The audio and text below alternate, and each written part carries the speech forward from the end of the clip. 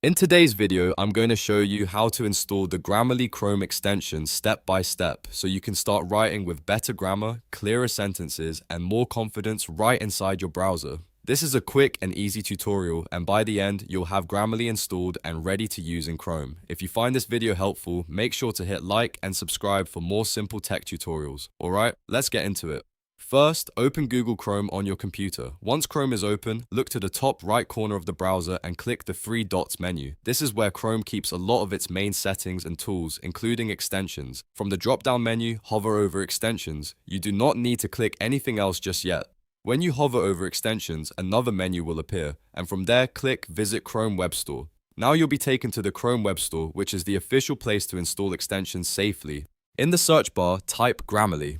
After a moment, you should see Grammarly, AI Writing Assistant, appear in the search results.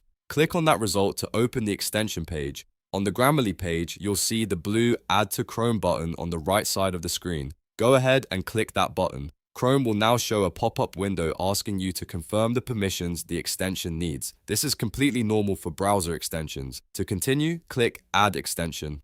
Now just wait a few seconds while Chrome finishes the download and installation. You may see a small loading message, and once it completes, Chrome will automatically install the Grammarly tool for you. After that, the Grammarly extension should be added to your browser, and you can start using it on supported websites and text fields right away. And that's it. You've successfully installed the Grammarly Chrome extension. From here, you can begin improving your writing, catching mistakes faster, and making your text sound more polished. If this tutorial helped you, please give it a like and subscribe to the channel for more helpful step-by-step guides. Thanks for watching, and I'll see you in the next video.